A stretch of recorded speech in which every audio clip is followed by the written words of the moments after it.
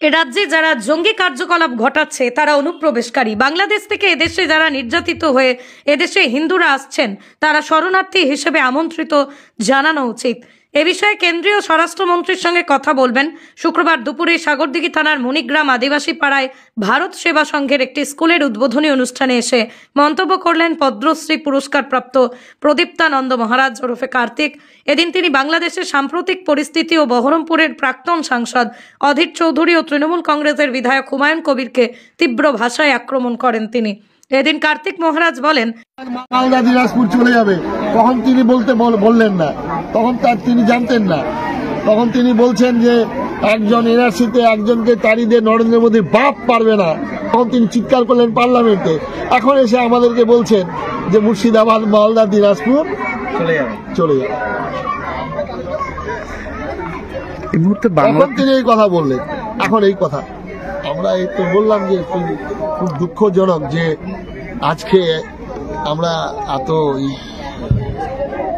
বলুন। পশ্চিমবঙ্গের মানুষকে কি বার্তা দেবেন যে বাংলাদেশের যে পরিস্থিতি এই মুহূর্তে বর্ডার সংলগ্ন এলাকায় প্রতিনিয়তই একটা অশান্তি দেখা যাচ্ছে? এটা প্রথমেই বাংলার মানুষকে, পশ্চিমবঙ্গের মানুষকে জানতে হবে যে মতবাদটা সৃষ্টি হয়েছিল আরবে, সেই মতবাদের ধর্মগ্রন্থ অনুসারী যারা পৃথিবীকে দুটো ভাগে ভাগ করেছেন, বিশ্বাসী অবিশ্বাসী, যারা বলছেন যে মূর্তি ভাঙা আমাদের রক্তে, তাদের সঙ্গে কখনো মিলন হতে পারে না। সেই ধর্মের অনুগামী যারা, তারা প্রকাশ্য জনসভায় দাঁড়িয়ে যে কথা বলছেন, দুর্ভাগা, অভাগা, হতভাগা, 70%, 30% ফায়দা করো, ফায়দা লুটোর কথা বলছেন, তাদের সঙ্গে ভারতবর্ষের যারা সনাতন ধর্মের অনুগামী, বিশ্বাসী, কোনোদিন মিলন হতে পারে না। অসম্ভব, অবাস্তব। 1947 সালের দেশভাগের কারণ ওই মতবাদ। এইটা পশ্চিমবঙ্গের প্রত্যেকটা মানুষকে এটাকে জানতে হবে এবং বেশি করে গীতা যেমন ঘরে ঘরে পড়া হয়, বেশি করে কোরআনটাও নিয়েও পড়া দরকার, জানা দরকার। সেখানে কি আছে, কি লেখা হয়েছে, কি বলছে, আমরা সেটা জানি। কিছু নিশ্চয়ই আছেন, যেমন আজকে মাসুম আক্তার, আজকে যেমন শফিকুল ইসলাম, তাকে কমেন্টগুলো দেখবেন তাকে কিভাবে বলছে আজকে। সেরকম কিছু লোক আছেন, এই যে হাইকোর্টের একজন লয়ার, কি নাম, কি আজল,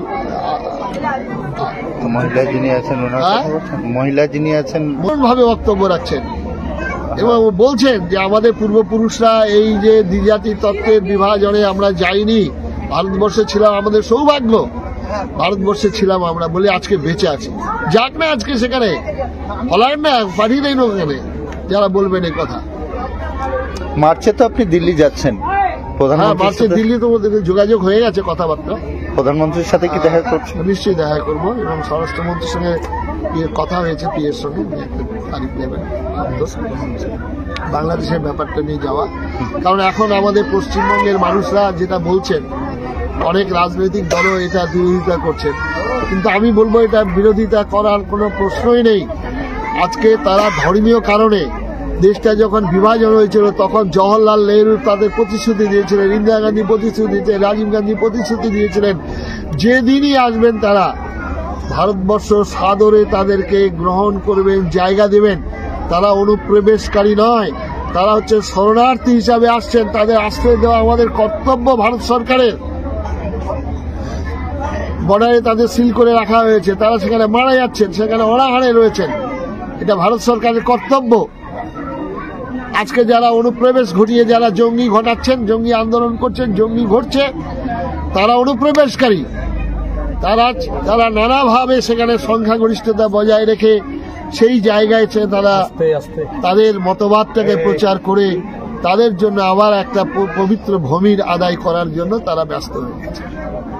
প্রতি মুহূর্তেই তো আমাদের বিভিন্ন জায়গা থেকে বাংলাদেশি ধরা পড়ছে এবং তাদের ব্যাকগ্রাউন্ডে এবং পশ্চিমবঙ্গে বিশেষ করে এটা একটা বিরাট তাদের ধর্মশালা হয়েছে। এটা ধর্মশালা। ফিক্সড ডিপোজিট তাদের দুটো রয়ে গেল, পাকিস্তান আর বাংলাদেশে এটা ফিক্সড ডিপোজিট থাকলো, আর এটা হয়ে গেল জয়েন্ট অ্যাকাউন্ট। তার মধ্যে কি মুর্শিদাবাদটা আলাদাভাবেই? মুর্শিদাবাদটা তো বটেই। মুর্শিদাবাদের পরিস্থিতি যেহেতু এটা বর্ডার এলাকায় রয়েছে সেখানে, এবং এখানে মুর্শিদাবাদ সম্পর্কে তো এখন আমাদের সাংসদ তিনি তো ভালোভাবেই বলেছেন। সুতরাং এখানকার মানুষ, তবুও আমরা বলবো যে আমাদের যে নানা ভাষা, নানা মত, নানা পরিধান, বিবিধের মাঝে দেখো মিলন। আমরা তবুও বলবো মার অভিষেক, এসো এসো তরা মঙ্গল ঘট, হয়নি যে ভরা, সবার পরশে পবিত্র করা তীর্থ নেড়ে এই ভারতের মহামানবের সাগর তীরে আমরা বলবো। কিন্তু মনে রাখতে হবে, লীলা মজুমদারের একটা বই, মনে কোন ক্লাসে পড়েছি আমরা, বন থেকে জানোয়ার তুলে আনা যায়, জানোয়ারের মন থেকে বন তুলে ফেলা যায় না। প্রতিষ্ঠাতা বাঙালি, আবার রামকৃষ্ণ মিশন, এটাও পৃথিবীর বিখ্যাত মিশন, তারও প্রতিষ্ঠাতা বাঙালি। ছোটখাটো বিশ্বাশ্রম এরও প্রতিষ্ঠাতা বাঙালি। বাংলা আজকে এই অবস্থা, স্বাধীনতার আন্দোলনেও বাঙালির অবদান সবার সব থেকে বেশি। আবার স্বাধীনতার যে মুক্তি মন্ত্র, এটা বন্দে মাতরম, তারও স্রষ্টা ঋষি বঙ্কিমচন্দ্র। সুতরাং বাঙালির ইতিহাস, বাংলার ইতিহাস সমগ্র বিশ্বে ছড়িয়েছিল।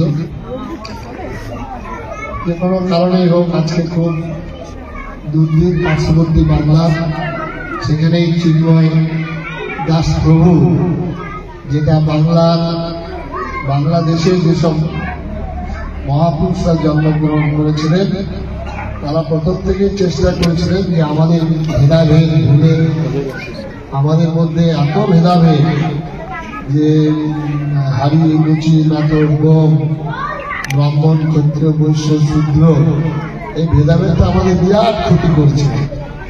তো সেখানকার যেসব মহাপুরুষরা, সাধু সন্ন্যাসীরা পারেননি দেশ ভাগের কারণে, কিন্তু চিন্ময় দাস প্রভু একটা কমন প্ল্যাটফর্মে নিয়ে এসেছেন সমগ্র বাংলাদেশের হিন্দু সমাজকে। তার জন্যই তাকে গ্রেপ্তার করা হয়েছে। এমন নির্মম অত্যাচার যে তাকে যারা ওষুধ দেবে, খাবার দেবে, তাদেরকেও জেলবন্দি করা হয়েছে, এবং যারা আইনি সাহায্য করবে তাদেরকেও মেরে হসপিটালে পাঠিয়ে দেওয়া হয়েছে। মানবতার চরম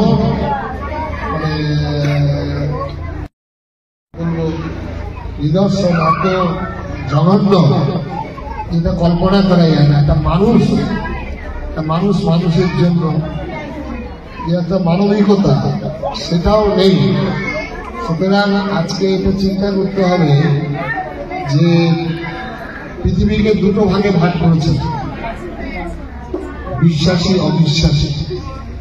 আমরা মূর্তি পূজা করি, আর একদল মূর্তি ভাঙার আদেশ জারি করেছে। এই দুটোর মধ্যে মিলন অসম্ভব। আমাদের ভারতবর্ষের মানুষের মধ্যে যে স্নেহ, মায়া, ভালোবাসা, এগুলো ভারতবর্ষের জন্মগ্রহণ করলে এটা স্বাভাবিকভাবে আসবে। ভারতবর্ষের আবহাওয়া আমরা জানলাম, এই জন্য রবীন্দ্রনাথ এখান থেকে বলছেন, হেতায় দাঁড়ায় দুবাহু বাড়ায় নবীন দেবতার কথা বলেছে। বিবেকানন্দ বলেছেন, বহুরূপে সম্মুখে তোমার ছাড়ি সুতা খুঁজি ঈশ্বর। এই ভারত সেবাশ্রম সংঘ, রামকৃষ্ণ মিশন, ইস্কন যখন মানুষের পাশে দাঁড়ান, তখন তো দেখি না কে কি রাজনীতি করে, কে কোন ধর্মের মানুষ, সবার উপরে মানুষ সত্য, তার উপরে নাই, শোনে মানুষ ভাই, এই মন্ত্রে দীক্ষিত হয়ে তার সেবা কাজ করে। ধর্মের ক্ষেত্রে আমার ধর্মে কখনো মানুষকে ভেদ সৃষ্টি করে। যদি সত্যিকারের সে ধর্মের অনুগামী হয়, আমাদের শিক্ষা কি দেয়? আমাদের ধর্ম শিক্ষা দেয় যে আমাদের পশুত্ব থেকে মনুষ্যত্ব, মনুষ্য থেকে দেবত্ব উন্নীত হয়। সেই যে ধারা, সেই যে নিয়ম, যার জন্য সনাতন ধর্মের কোনো ব্যক্তি প্রতিষ্ঠাতা নেই। অন্য অন্য মতগুলির ব্যক্তি প্রতিষ্ঠা আছে, যেমন খ্রিস্টান ধর্মের প্রতিষ্ঠাতা হচ্ছেন আমাদের যীশু খ্রিস্ট, ইসলাম ধর্মের প্রতিষ্ঠাতা হচ্ছেন হযরত মুহাম্মদ, এমনি শিখ ধর্মের প্রতিষ্ঠাতা গুরু নানক, জৈন ধর্মের প্রতিষ্ঠাতা তিনি হচ্ছেন মহাবীর জৈন, এবং বুদ্ধ ধর্মের প্রতিষ্ঠাতা বুদ্ধদেব। একজন প্রতিষ্ঠাতা সেই মতবাদ। সনাতন ধর্মের কোন প্রতিষ্ঠাতা নেই। বহু সাধনার, বহু দিনের তপস্যায় মুনি ঋষিরা যেটা দর্শন করলেন, সেই দর্শনটা হচ্ছে সনাতন ধর্ম। আর সেই সনাতন ধর্মের কি বলা হচ্ছে? এখানে বলা হচ্ছে ধৃতি, ক্ষমা, অস্তেয়, শৌচ, ইন্দ্রিয় নিগ্রহ, ধীর বিদ্যা, সত্যমন্ত্র, দশক ধর্ম লক্ষণ। এখানে কৃষ্ণের পূজা, রামের পূজা, শিবের পূজা, কালীর পূজা, দুর্গার পূজা, আমি বৈষ্ণব, এই শাক্ত, এই শৈব উল্লেখ নেই। ধর্মের সংজ্ঞাতে এটা উল্লেখ নেই। ধর্মের সংজ্ঞাতে বলা হচ্ছে যে ধৃতি, ক্ষমা, অস্তেয়, শৌচ, সংযম, এগুলো যার মধ্যে ভাইবে তিনি ধার্মিক। আচার্য স্বামী প্রণবানন্দজি মহারাজ বলছেন, ধর্ম নাই মালাই ঝোলাই, ধর্ম নাই মন্দিরে মসজিদে গির্জায়, ধর্ম নাই বেদে পুরাণে কোরআনে। আপনারা একটু অবাক হচ্ছেন যে স্বামীজি আমাদের বলছেন, আপনাদের গুরুদেব বলছেন গেরুয়ার মধ্যে ধর্ম নেই, মন্দিরের মধ্যে ধর্ম নেই। আপনারা মন্দির করছেন, আপনি নিজে গেরুয়া কাপড় করেছেন, নিজেরা কুম্ভ মেলায় কোটি কোটি মানুষ নিয়ে স্নান করছেন। ধর্মের সঙ্গে এটা কোনো সম্পর্ক নেই। ধর্মের সঙ্গে এটা একটু ভালো বোঝার ব্যাপার আছে, ধর্মের সঙ্গে কোনো সম্পর্ক নেই। ধর্ম হচ্ছে দুটো দিক, একটা হচ্ছে অন্তরঙ্গ সাধনা, একটা হচ্ছে বহিরঙ্গ সাধনা। অন্তরঙ্গ সাধনা যদি না থাকে, বহিরঙ্গ সাধনায় কোনো লাভ। সুতরাং আমি রাতে পায়জামা করে আর ঠাকুর দাদা পাঞ্জাবি করে আমি উপবাস করলাম, আর আমি লাল টকটকে গৈরিক কাপড় পরলাম,